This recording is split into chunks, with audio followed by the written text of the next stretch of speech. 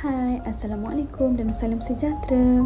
Hari ini saya nak kongsi berkenaan pengurusan tanah apabila berlaku kematian pemilik tanah.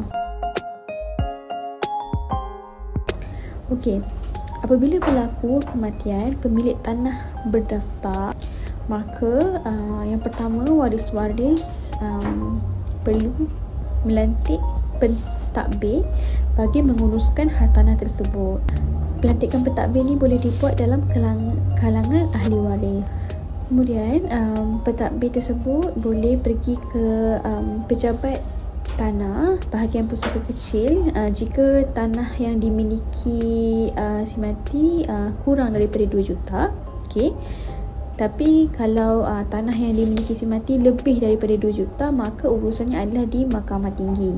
Okey, bila pentadbir pergi ke pejabat tanah di daerah yang berdekatan lah, kan, bahagian pusaka kecil, maka akan berlakulah satu proses pendengaran untuk turun milik harta si mati kepada pentadbir tanah. Selepas pentadbir mendapat perintah pusaka tersebut, pentadbir boleh membuat turun milik kepada waris-waris yang berhak mengikut faraid ataupun apa perjanjian hartanah yang adalah antara waris-waris tu. Okey, pembahagian ataupun turun milik ni boleh adalah mengikut persetujuan semua waris.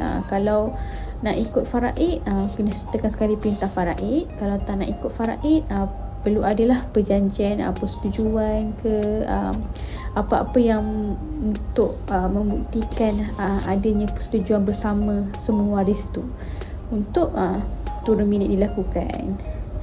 Okay, so selepas turun milik tu nanti selesailah proses turun milik harta si mati. Penting untuk kita tahu macam mana nak uruskan tanah milik si mati ni, sebab di Malaysia kebanyakan tanah yang pemiliknya telah meninggal tidak diuruskan dengan baik. Maka sepatutnya kita sebagai waris perlu mengambil tanggungjawab untuk menguruskan tanah ataupun semua aset milik si mati lah, supaya tanah ataupun hartanah yang lain tidak dibiarkan tanpa diwariskan kepada waris-waris si mati. Okay, itu sajalah perkongsian untuk hari ini. Terima kasih kerana menonton.